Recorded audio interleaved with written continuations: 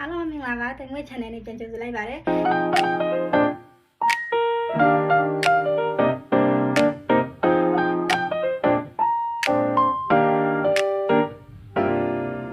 ဒီနေ့ကတင်ငွေကပိုပတ်တယ်တော့ဂျပန်သွားတာရှိတော့အဲ့ဒီကနေဝယ်ခဲ့တဲ့ cosmetic haul ပေါ့နော်အဲ့တော့အပစ္စည်း haul လုပ်မှာဖြစ်ပါတယ်ဒါလေးကိုပြောနေပါတယ်ဒါကဘာလဲဆိုတော့ marine energy serum တဲ့ serum ဆိုတော့ spray serum ပေါ့နော်အဲ့ဘယ်လိုလဲဆိုတော့အသားရည်ကိုဟိုကဘာလဲတနေ့ကုန်6တွေ့နေတဲ့အချိန်ညာနည်းနည်းလေးဆိုးပြအောင်ဖြန်းမိတာနောက်တစ်မျိုးလည်းရှိသေးတယ်အဲ့ဒါနောက်တစ်မျိုးကကျတော့ refresh aqua serum တဲ့အဲ့ဒါနှစ်ခုပေါ့နော်ဝယ်ခဲ့တာပေါ့တစ်မျိုးစီပေါ့နော်နောက်တစ်ခုကျတော့ဒါချိုက်လုံးနဲ့ setting spray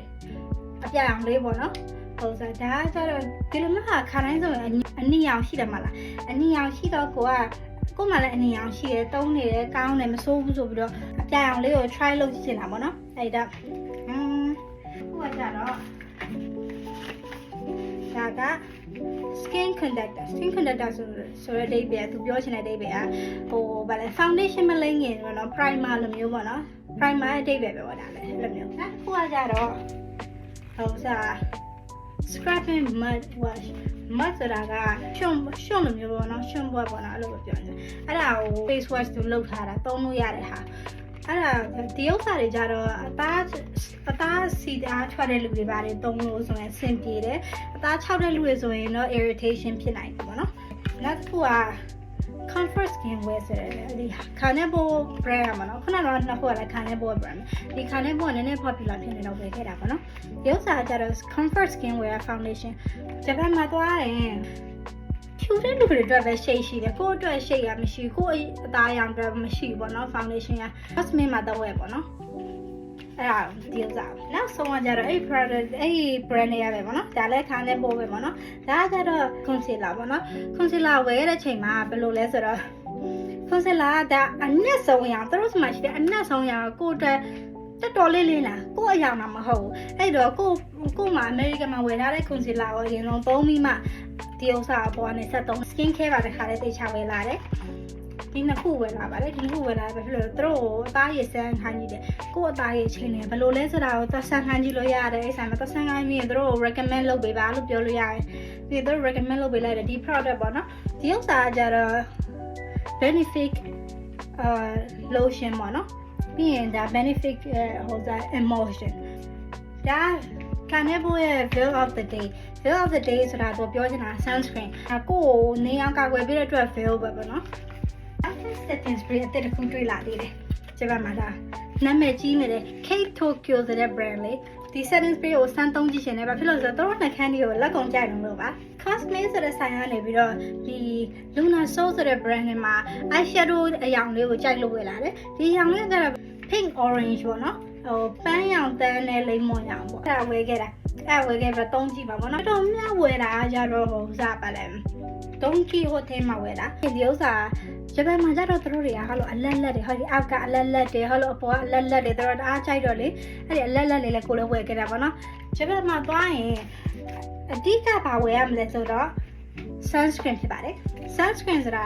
ဟိုလီယို sunscreen လည်းရှိတယ် tone နဲ့ sunscreen လည်းရှိတယ်ဂျပန်မှာ sunscreen တွေမျိုးမျိုးရှိရတယ်လားဝယ်လို့ရတယ်ဒီဥစ္စာတွေကြတော့ tone နဲ့ sunscreen အခုလိမ့်ထားတာ tone နဲ့ sunscreen foundation လုံးဝမပါဘူးနဲ့အသားရည်လေးကိုဟောလို့ဆိုပြနေအောင်လေးလုပ်ထားတာကိုကြိုက်လို့အဲ့ဒါဝယ်ခဲ့တာပေါ့နော်ဒါကNivea UV Deep Protect and Care Tone Up Essence SPF 50++++ အဲ့လိုနာမည်ဆိုတော့လည်းဝယ်ခဲ့တာပေါ့နော်ဒီဥစ္စာကြတော့ moisturizer ပေါ့နော်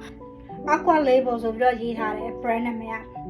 ဒီဥစ္စာ special gel cream moist smooth ဆိုပြီးတော့အဲ့လိုရေးထားတယ်ဒီ gel cream ဆိုတဲ့ဟာကြတော့ဘယ်လိုပြောမလဲ cream လို့လည်းဟုတ်တယ် gel လို့လည်းဟုတ်တယ်အသားရည်မှာဟလို့တွားတော့မစီးမကတ်နေဘူးလေတခါတည်းပြတ်သွားတာမနော်အဲ့ဒါဆိုကောင်းတယ်ပေါ့ဒါမဲ့ moisture တော့ဒါကောင်းတယ်ဒါကတော့ vitamin C serum ပေါ့နော် vitamin C serum ဆိုမှဟိုမှာထဲမှာအလုံးလေးတွေပါတယ်ထဲမှာအလုံးလေးတွေပါပြီးတော့ serum ရဲ့တက်ပေါ့နော်အဲ့အလုံးလေးတွေဟိုလိုမျိုးညှစ်ချလိုက်ဟိုလိုခြေလိုက်တာပေါ့နော်အဲ့ကျတော့ glutathione ပေါ့နော် glutathione ဆိုတော့အဲ့ဒါကိုဝယ်ခဲ့တယ်ကျွန်မမှထူးခြားတာတစ်ခုတွေ့ခဲ့တယ်တလား sunscreen ကိုသူများတွေဟိုလို sunscreen လင်းကြတယ် sun spray တွေတီးကြတယ်အဲ့ဒီကြားထဲမှာဂျပန်ကထုတ်လုပ်ထားတဲ့ ဒီ Anessa ဆိုတဲ့ brand ပေါ့နော် Anessa ဆိုတဲ့ brand နဲ့မှာထောက်ထားလို့မျိုး hello brush နဲ့ hello top တွေလိမ့်ရတဲ့ sunscreen ပေါ့နော် sunscreen powder ပေါ့နော်ဒါလေးอ่ะဥစ္စာတွေထဲမှာ smooth တမဝယ်တာဒါပေမဲ့ဒီဥစ္စာတွေကဒါတွေကကြတော့စပင်းကိုပေါ့နော်ဟယ်လိုအခုလိုရှုပ်ဖွားနေတဲ့စပင်းတွေကိုနည်းနည်းတက်ပေးတာပေါ့နော်ဟယ်လိုစပင်းတွေပိုင်းထောင်းနိုင်ပါတယ်အဲ့ဒါကိုနည်းနည်းပို့ပြီးပုံစံကြအောင်တက်ပေးတာဒီအပန်းရောကြတော့ဟိုစားပေါ့နော်ရိုးပဲပေါ့နော်နည်းနည်းပါတက်ပေးတာဒါကကြတော့အဲ့လိုမျိုးပါလဲဒီ American တွေဟယ်လိုဆွဲစပင်းဆွဲတက်တယ်လို့မျိုးပေါ့နော်တက်ပေးတာပေါ့နော်နှစ်မျိုးလုံးလောက်ဝယ်လာတယ်တုံးကြည့်မှာပေါ့နော်ဘယ်ဥစ္စာကိုအတွက်အဆင်ပြေလဲဆိုတာဟို SK2 ကိုလိန်ဝင်းမှာတွေ့လို့ဝယ်ခဲ့ပါတယ် SK2 ကနာမည်ကြီး brand နာရီတာ airport မှာတွေ့လို့ပါနာရီတာလိန်ဝင်းမှာတွေ့တော့အဲ့ဒါဝယ်ခဲ့တယ်ဒါကကြတော့ဗာလဲဆိုတော့ဒီလိုမျိုးဟယ်လိုဘူးလေးနဲ့ပြီးရင်ဒါကိုဟယ်လိုထုတ်ပြီးရင်ဟယ်လို spray လုပ်တာမျက်နှာကိုဟယ်လိုမျိုးအေးလေးဟယ်လိုဖြည်းဖြည်းလေးအုပ်လိုက်တယ်လို့မျိုးပေါ့နော်ဒီဥစ္စာကြတော့မဆမို့တော့မှတွေ့တယ်ဒါကကြတော့ဒုံးကြီးမှာတွေ့တယ်ကဲဒီဥစ္စာကိုပဲသူများတွေတအား popular ဖြစ်နေကြတယ်ဒါပေမဲ့ဒီဥစ္စာအကြောင်းမသိတဲ့အတွက်ပြောပြမှာနော်ဒီဟာသားကဘယ်လောက်ကောင်းလဲဆိုတော့သူက acne care တော်တော်ကောင်းတာဟယ်လို acne တွေပါလေရှိရင်တော်တော်လေးကောင်းတယ်ဒီ brand ကိုသုံးကြည့်ကြပါ acne ရှိတဲ့လူတွေအတွက်ဒီဟာသားဟိုစားသူ skin care line တစ်ခုလုံးသုံးကြည့်ပါကိုယ်နဲ့ line မဲ့ဟာပေါ့အခုကျတော့ moisture lotion ဝယ်ခဲ့တယ်ဘယ်လို winter လည်းရောက်တော့မယ်ဆိုတော့လေwinter ရောက်အောင်သုံးလို့ရတယ်ပေါ့သူများတွေကဒီဥစ္စာတအား popular ဖြစ်နေဒါကဘာလဲဆိုတော့ quality first က brand နာမည်နော်အဲ့ဒါ quality first brand နာမည်The Derma Best VC100 plus retinol အဲ့ဒါကိုဝယ်ခဲ့တယ်ဒီဥစ္စာကိုမဆမို့တော့မှတွေ့ခဲ့တယ်ခု20-30လောက်ပါနိုင်တယ်ဒီဥစ္စာလည်း Kate Tokyo ပါပဲ mascara ခုလောဆက်သုံးထားတာမစိုးဘူးတော့တက်လာတော်လေး last ထူတယ်ဟုတ်မှာပြီးရင်ဒီမှာလိုမျိုးပေါ့နော်ကိုလည်းအဲ့ဒီတုန်းကဟို eyebrow pencil ကုန်ခဲ့တယ်တော့အဲ့ဒါဝယ်ခဲ့တာ3 step ပါလေဒါလည်းမဆမို့တော့မှာပဲတွေ့တာ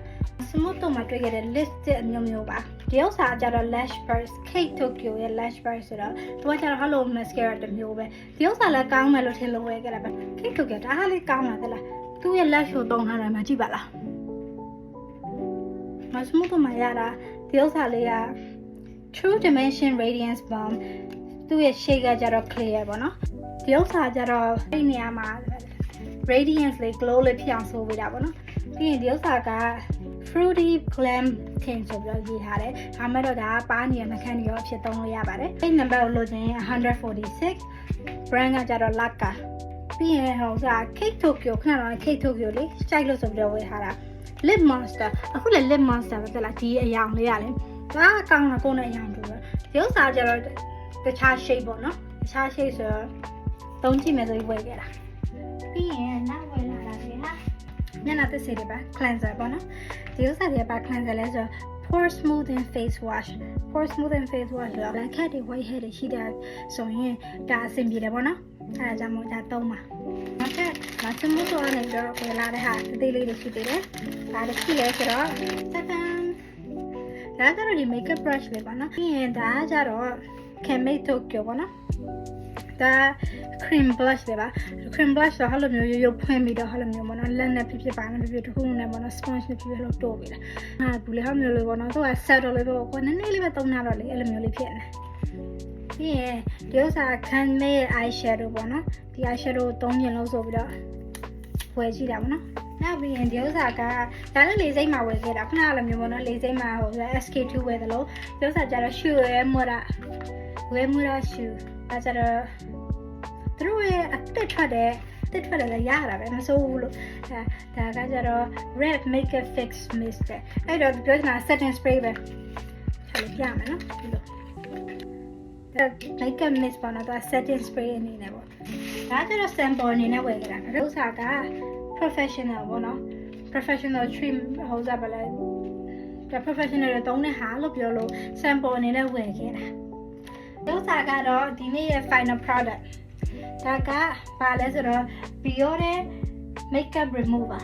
ဆိုရင်ဒါ oil cleanser ပဲပေါ့နော်ဒါလေတစ်ခေါက်လောက်ပဲလုပ် 90% လောက်ပြောက်သွားတယ် makeup ကနောက်ဆုံး product ပါပဲအများကြီးပဲဆိုတော့တည်ရမယ်ကြည့်ရှိပြီးတော့ကျေးဇူးတင်ပါတယ်နောက်နေ့ကျရင် part 2ပေါ့နော်ကြည့်ရှိပြီးတော့ကျေးဇူးတင်ပါတယ် bye bye